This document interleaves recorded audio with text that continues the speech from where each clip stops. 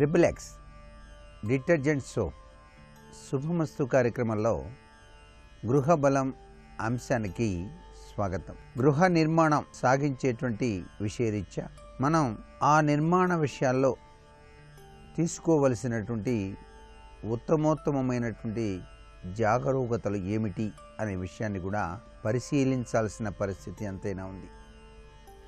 సహసిద్ధంగా ఎవరైనా సరే గృహం కట్టుకునేటప్పుడు మొట్టమొదటిసారిగా ఆ యొక్క భూమి, ఆ యొక్క పరిస్థితుల యొక్క ప్రభావాన్ని అంచనా వేసుకోవటంతో పాటుగా ఏ స్థలంలో అయినా సరే గృహాల్ని నిర్మించదలిచినప్పుడు తూర్పు, ఉత్తర, ఈశాన్యమునకు చేర్చి కానీ దక్షిణ, పశ్చిమ, నైరుతులకు చేర్చి కానీ నిర్మించాలి ఆ గృహం కట్టేటప్పుడు అనేటువంటి విషయాన్ని గుర్తుపెట్టుకోవాలి.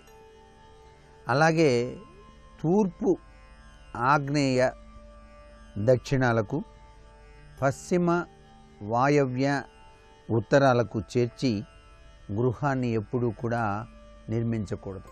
ఈ విధంగా చేర్చి నిర్మించినట్లయితే ఆ యొక్క నిర్మాణం సరిగా ఉండదు. నిర్మాణం సరిగా ఉండకపోవడమే కాకుండా అనర్థాలకు కూడాను ఆస్కారాలు ఎక్కువగా ఉంటాయి అనేటువంటి విషయాన్ని కూడా గుర్తుపెట్టుకోవాలి. స్థలంలో పిశాచ భాగం అని చెప్పేసి కొంత వదులుతాం. 9వ వంతు ఆ విధంగా వదిలి గృహాన్ని నిర్మిస్తారు. సరిహద్దులకు చేర్చి ఎప్పుడూ కూడా గృహాన్ని నిర్మించకూడదు. సరిహద్దు మీదనే కడుతున్నామండి అంటే అది చాలా పొరపాటు అవుతుంది.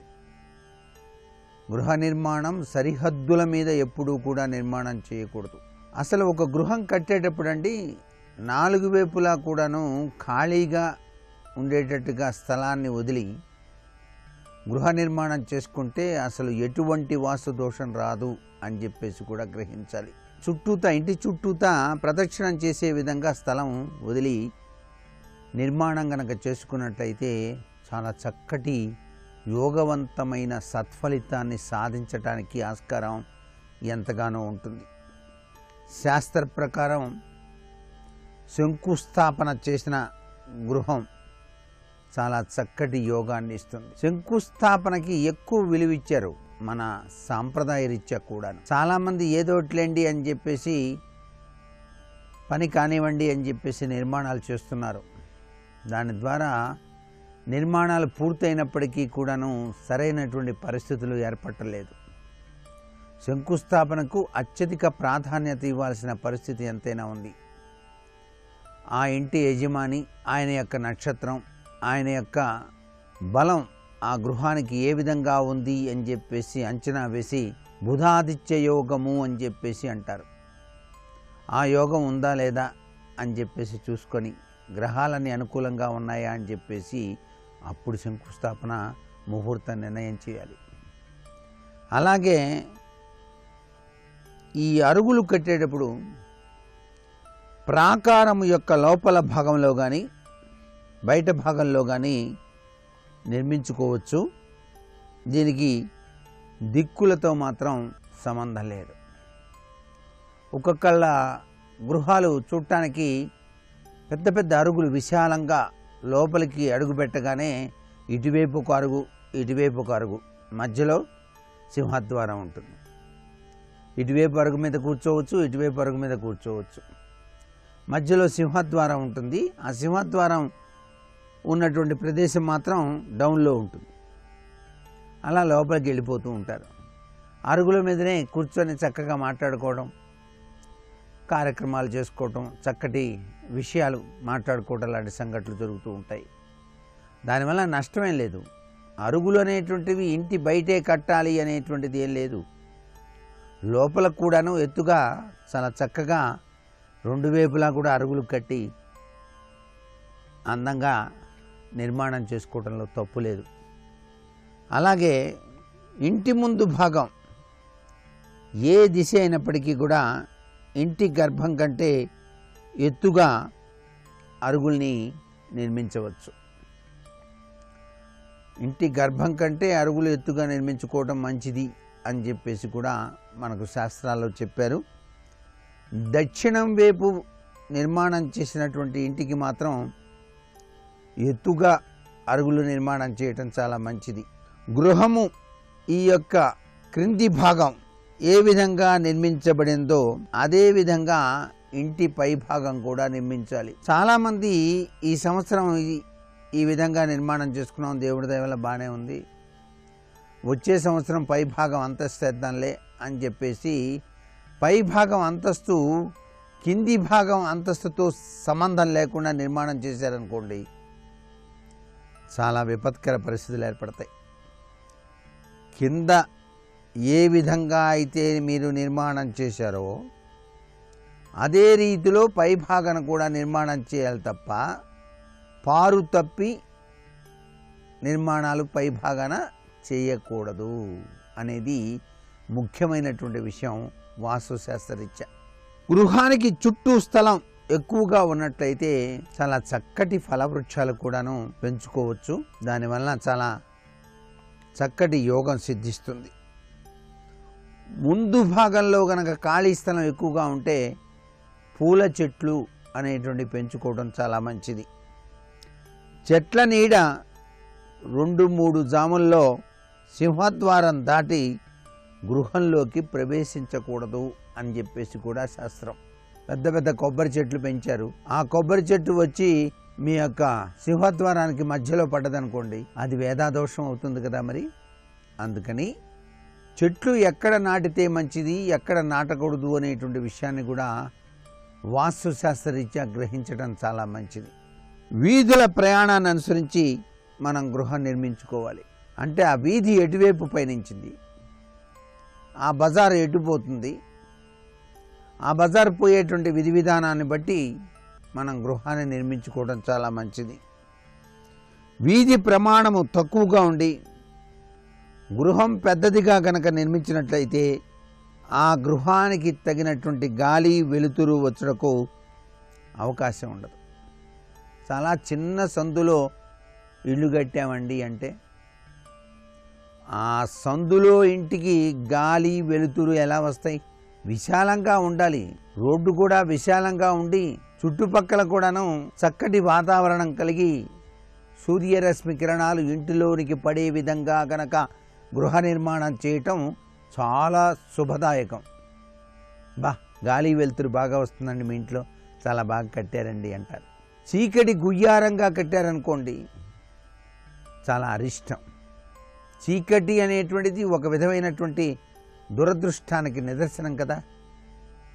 వెలుగు అనేటువంటిది అదృష్టానికి సంకేతం.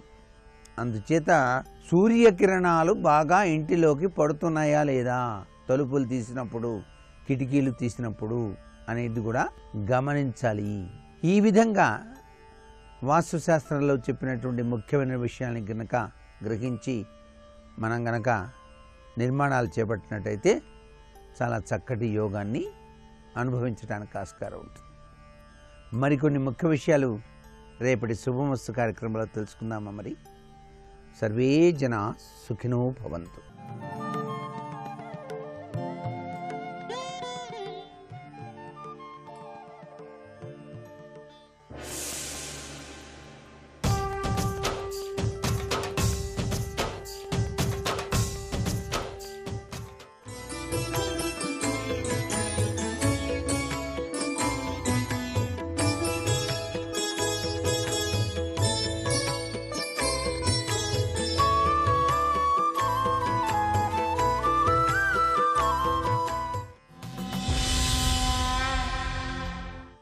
సింహం నడుము ఎలా ఉంటుందో అలా ఉంది ఆయన నడుము.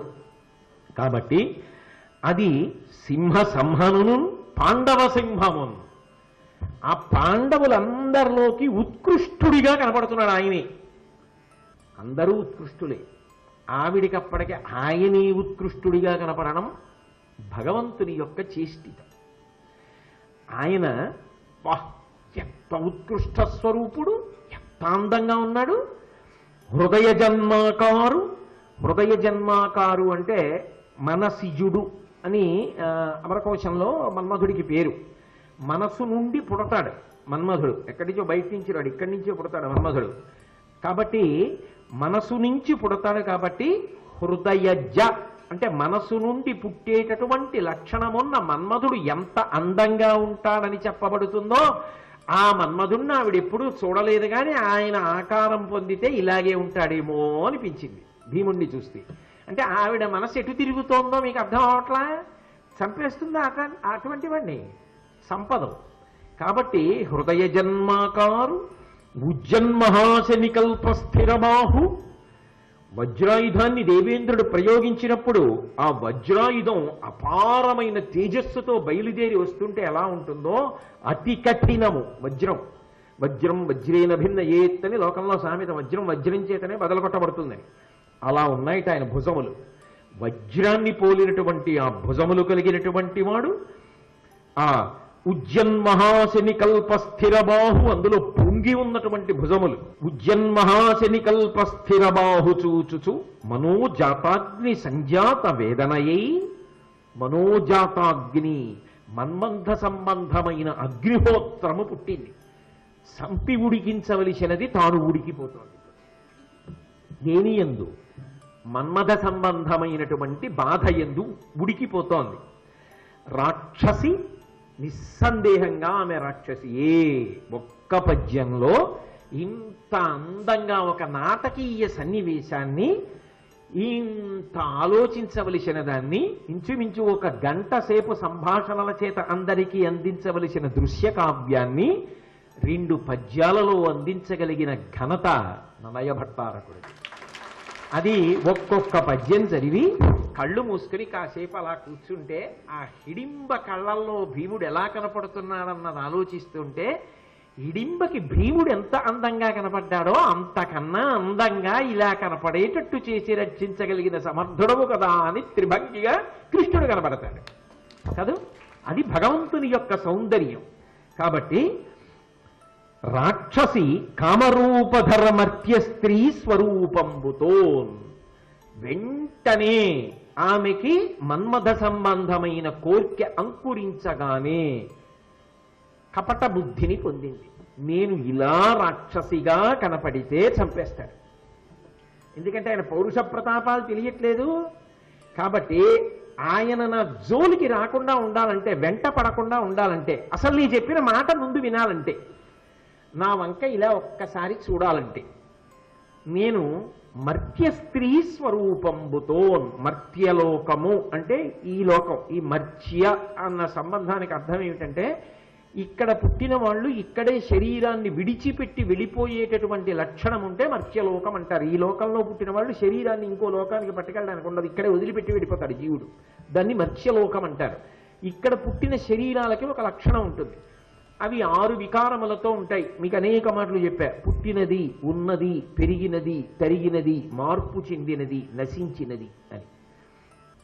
ఇక్కడ పుట్టినటువంటి ఒక స్త్రీ ఎలా ఉంటుందో అటువంటి రూపాన్ని పొందింది. అయితే ఇక్కడ బహుచమత్కారం చేసింది.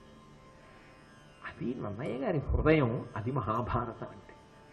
ఆవిడ ఉద్దేశ్యం ఏమిటి? రాక్షసిగా కనబడితే తాను చూసినట్లు భీముడు తన వంక చూడడం. రూపాన్ని మార్చుకుంటోంది కానీ లోపల ఇంకా చిన్న జన్మ సంబంధమైన బుద్ధి ఒకటి ఉంటుంది కదూ.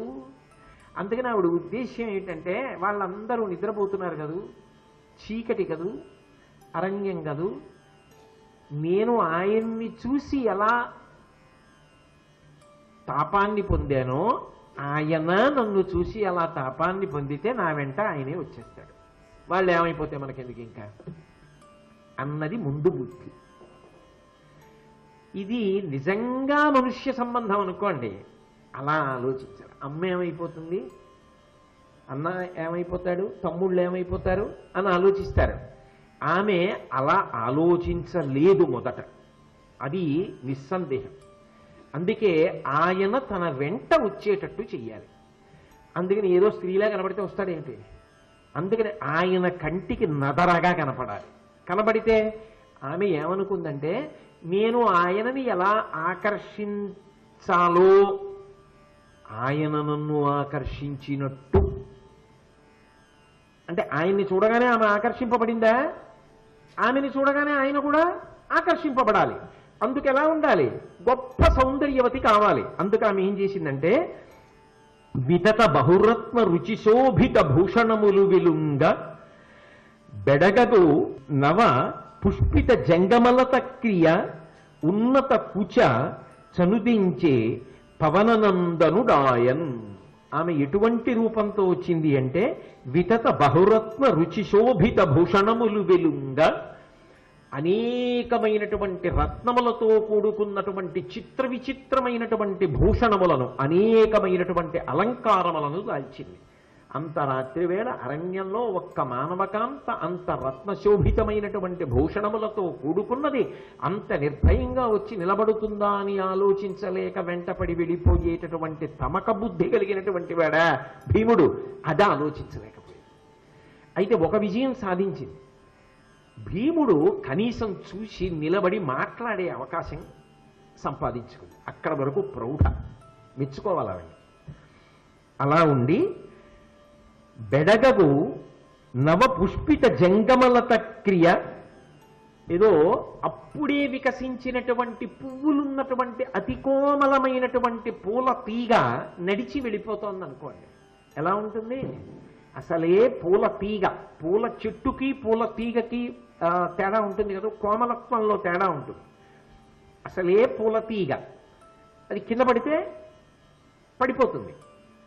చెట్టు ఆధారంగా కావాలి, ఆధారంగా ఉంటే నిలబడుతుంది. అంటే ఇప్పుడు ఆ తీగ ఏం కోరుతోంది? ఆధారాన్ని కోరుతోంది.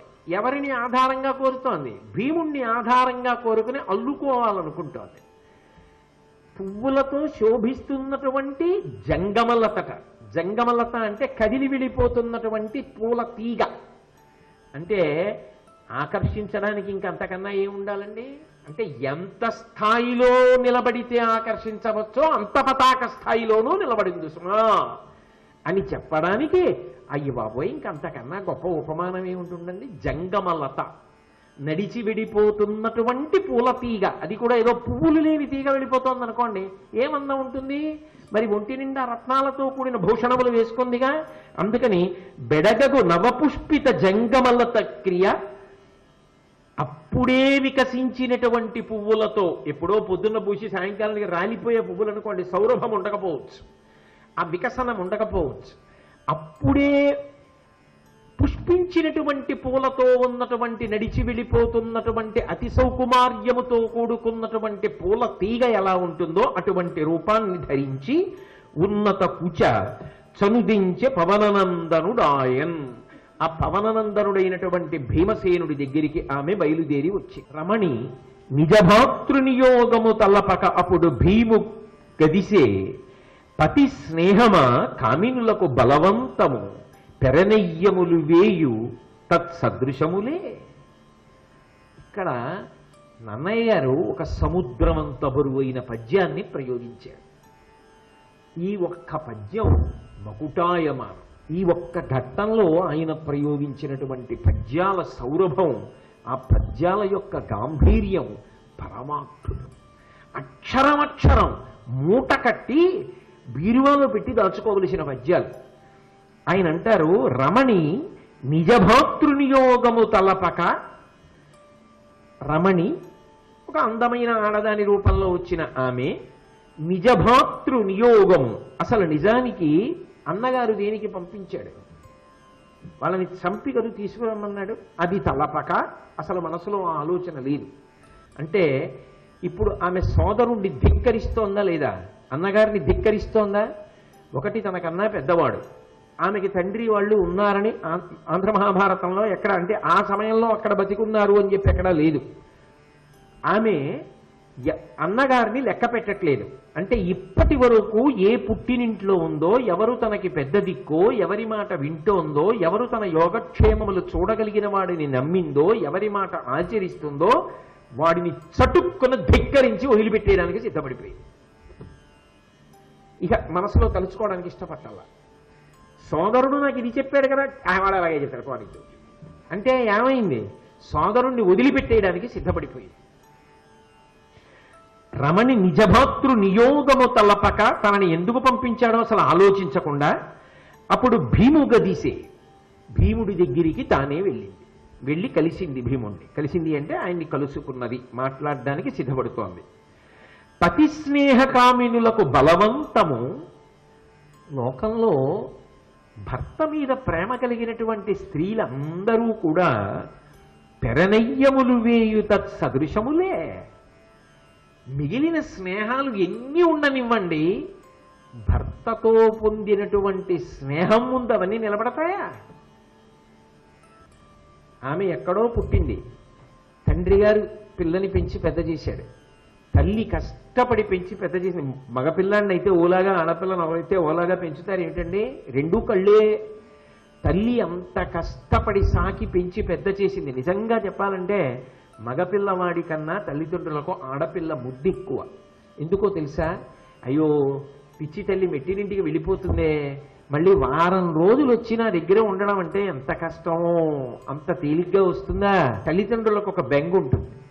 3 ఎక్కడికో వెళ్ళి వాళ్ళతో సర్దుకుని ఆడుతూ పాడుతూ సంతోషంగా గడిపిన పిల్ల అక్కడికి వెళ్ళిన తర్వాత ఎంతో బాధ్యతగా, ఎంతో జాగ్రత్తగా, ఓ మాట ఎక్కువ కాకుండా ఓ మాట తక్కువ కాకుండా అవతల వాళ్ళ ప్రేమనంతటినీ ముందు మూట కట్టుకోవాలి ప్రవేశంలో. ఆ తర్వాత పర్వాలేదు. మొగ్గలో ఎక్కడో సువాసన ఉంది, మొగ్గకి వికసన లక్షణం ఎక్కడో ఉంది, మొగ్గకి పిండయ్యే లక్షణం ఎక్కడో ఉంది, మొగ్గకి కాయయ్యే లక్షణం ఉంది, మొగ్గ పండుతుంది, మొగ్గలో గింజలున్నాయి, మొగ్గ తరువాత చెట్లకి కారణం అవుతుంది. అసలు ఆ లక్షణం మొగ్గలో లేకపోతే తర్వాత ఈ సృష్టి అంతా ఎలా జరిగింది? కానీ మొగ్గని మొగ్గగా చిదిమేస్తే ఇవన్నీ మొగ్గగా ఉండగా చూడాలనుకుంటే పసరిక కంపు కొడుతుంది. తనంత తాను వికసనాన్ని పొందగలిగితే, తీగకి ఒక మంచి ఆధారం చెట్టు దొరికితే తనంత తాను వికసిస్తే అప్పుడు ఇవన్నీ నీకు శోభించి కనబడతాయి. కాబట్టి ఇది సహజముగా ఒక స్త్రీ అందున్న భావన. ఇది లేనినాడు ఈ సృష్టి లేదు. ఇప్పుడు హిడింబయందు ఇటువంటి బుద్ధి ఒకటి ఉన్నది అని ఆశ్చర్యపోవలసిన అవసరం లేదు. ఆమె స్త్రీ, ఆమె యందు ఎక్కడో భర్త పట్ల అటువంటి ప్రేమ ఉంది. వాడు రాక్షసుడైతే ఏమో ఆమె ఎలా ఉండేదో. ఆమెకి భీముడు భర్త, ఈయనకి నేను భార్యని కావాలి అన్న భావన కలిగి. అంటే కథ ఏదో ఒక పెనుమలుపు తిరిగిపోతోందా? అసలు ఎక్కడి నుంచి వచ్చిన మనిషి ఎక్కడికి ఎడుతోందండి? మనిషి కాదు, రాక్షసి. చంపేయడానికి వచ్చిన ఆవిడ 10 కాలాలు బ్రతికించుకోవడానికి, ఆయన బ్రతకడానికి, తాను చచ్చిపోవడానికి సిద్ధపడుతోంది. భార్య అనదు, ఆయన ఉండగా నేను వెళ్ళిపోవాలంట. ఆయన ఇబ్బంది చూడ్డానికి నాకు ఎందుకు ఈ బ్రతుకంటుంది. ఆయన బ్రతికుండాలని తాను ఉపవాసాలు చేస్తుంది, ప్రదక్షిణాలు చేస్తుంది. ఆయన కోసం అలమటించిపోయే వాళ్ళు, కళ్ళ నీళ్లు పెట్టుకునే వాళ్ళు ఎంతమంది ఉన్నారో నాకు తెలుసు. ఎంతంత బెంగలు పెట్టుకున్న వాళ్ళు ఉన్నారో నాకు తెలుసు. కాబట్టి లోకంలో స్త్రీకి సహజ స్వభావం అది. దానికి ఇప్పుడు అంకురం తొలగడానికి అవకాశం పొందింది. అది భీముని పట్లే జరగకుండా ఏదో ఒక రాక్షసుడి పట్ల జరిగి ఉంటే, అంతకు ముందే ఆమె ఒక రాక్షసుడితోటువంటి భావన పొంది ఉంటే ఏమో కథ ఎలా తిరిగేది. భావన అన్నది ఎక్కడ ఉన్నా దానికి ఆధారము పరదేవత కదా. అయినప్పుడు ఈమె ఎందు ఈ భావన కల్పించినది పరదేవత అనండి, పరమేశ్వరుడు అనండి, ఎవరైనా భగవంతుడు కదా వెనక నుండి నడుపుతున్నాడు ఈ కథనంతటిని. లేకపోతే చూడడం దగ్గర నుంచి మాట్లాడడం వరకు ఈ కథ ఇలా నడవడం ఏమిటండి హృజ్యంగా? అసలు హిడింబాసు వృత్తాంతం కన్నా అద్భుతం ఎక్కడుంటుంది భారతంలో? ఏది జరిగితే అదే అలా అనిపిస్తూ ఉంటుంది. అందుకే వింటే భారతం వినాలనడానికి కారణం అది. ఇప్పుడు ఆమె ఆయన దగ్గరికి వెళ్ళింది. వెళ్ళినప్పుడు నన్నయ్య గారు అంటున్న మాట మాత్రం బాగా జ్ఞాపకం పెట్టుకోవాలి. పెరనయ్యములు వేయు తత్సదృశములే. అన్నగారైతే కానివ్వండి, ఇప్పుడు ఆ భావన ఆమె వదిలిపెట్టేయడానికి సిద్ధపడింది. ఒకవేళ అన్నగారికి భర్తకి జగడం వచ్చిందనుకోండి, ఎంతైతే మాత్రం బావగారితో ఏమిట్రా నీకు, ఆయన తప్పు చేస్తే అలా తిరగబడిపోతావా? ఆయన చొక్కా పట్టుకుంటావా? తప్పు కదా అది. ఏంటి ఆ పని ఏమిటి నువ్వు? ఏం మామూలుగా మాట్లాడలేవా అంటుంది. తోడబుట్టింది. భర్త అనేటప్పటికి అంత పూజ్య భావన, అంత రక్షించుకోవాలని తాపత్రయం. ఇప్పుడు ఆమె హిడింబాసుడికి వ్యతిరేకంగా ప్రవర్తించడానికి సిద్ధపడిపోయింది. ఎవరు? ఆయన ఆజ్ఞ ఔదల దాల్చడానికి బయలుదేరొచ్చింది. ఎందువల్ల? భర్తృభావన. అది కోమలి. అది అందుకు పిలిచాడు కోమలి అని. ఆ కోమలత్వం రాక్షసే కానివ్వండి, స్త్రీ స్వరూపం ఎక్కడున్నా ఉంది. దానికి పట్టాభిషేకం చేసి 2 చేతులెత్తి నమస్కరించిన జాతి భారతదేశం. అందుకే అది చూసిన నాడు వర్ధిల్లుతావు. అలా కాకుండా ఇంకొక చూపు చూస్తే మహిషాసుర మర్దనినై చంపేస్తానంది అమ్మవారు. కాబట్టి ఆమె తిన్నగా ఆ భీముడి దగ్గరికి వెళ్ళింది. వెళ్ళి ఆ భీముడితో మాట్లాడుతోంది. మాట్లాడుతూ ఆమె అంది, నేను నీ యందు అనురక్తురాలనయ్యాను. నా అన్నగారు హిడింబాసురుడు ఇక్కడే ఉంటాడు, చాలా గొప్ప రాక్షసుడు. ఆయన ఇక్కడికి వచ్చినటువంటి మనుష్యులందరినీ పట్టుకుని తినేస్తాడు. మీరు తెలిసో తెలియకో ఇక్కడికి వచ్చారు కాబట్టి ఇక ఇక్కడ ఉండడం మంచిది కాదు. మా అన్నయ్యకి తెలిసిపోయింది, నన్ను అందుకే పంపించాడు అంటే నిజమంతా చెప్పేస్తాం. ఆమె ఏం దాపరికం లేదు. ఎందుకని? తొందరగా భీముణ్ణి రక్షించేసుకోవాలి, మిగిలిన వాళ్ళ విషయం లేదు. భీముణ్ణి కాపాడేసుకోవాలి. ఎందుకని? ఆయన యందు అనురక్తురాలై, ఆయన యందు భర్తృభావన పొందింది. అంటే ఇప్పుడు ఆయన తన వాడ అయిపోయినట్టు అనేసుకుంటోంది అంతే. అలా అనేసుకోకుండా ఇంకా ఆయన ఒప్పుకున్న తర్వాత అనుకుంటే ఆ భావన నిలబడకపోతే ఆ ప్రేమ పొంగదు. అసలు అదొక అద్భుతం అండి. ఆ సున్నితత్వం ఉందే అదొక అద్భుతం. అంతే పెళ్లి కుదిరింది అంటే ఆయన అమ్మో ఎన్ని ఆలోచనలు, ఎన్ని భావనలు, ఎంత ప్రేమ. ఆయన పిచ్చాడు, అన్ని అప్పులు చేసి పట్టుకొచ్చి పెళ్లి చేయడానికి దగ్గరికి వస్తున్న కొద్దీ బెంగ పెట్టుకుంటాడేమో కానీ పిల్ల సంతోషంగానే ఉంటుంది. ఆ సహజమైన సంతోషం లేకపోతే, ఆ చిటికిన వేలు పట్టుకుని వెళ్ళిపోవడంలో ఆ ఆనందం లేకపోతే ఈ ప్రపంచం ఎలా నిలబడుతుందండి? అందుకే ఆమె అనేసుకుంటోందంటే ఈ నా భర్త కాపాడేసుకోవాలని. ఆ దృఢత్వం, ఆ స్థిరత్వం ఆమె మనసులో నిలబడలేదనుకోండి, పాండవుల క్షేమము ప్రశ్నార్థకం. వింటే భర్త, వినకపోతే తింటా అందనుకోండి, ఏమో ఎలా ఉంటుంది. ఆమె అలా కాదు, చావో రేవో ఈయనే భర్త. ఒకవేళ చంపేశాడనుకోండి, భర్త చేతిలో చచ్చిపోయాడు. అంగీకరించాడనుకోండి, నా అదృష్టం, ఆయనకి భార్యనయ్యా అంటే ఆమె మానసికంగా ఆయన భార్య అయిపోయింది.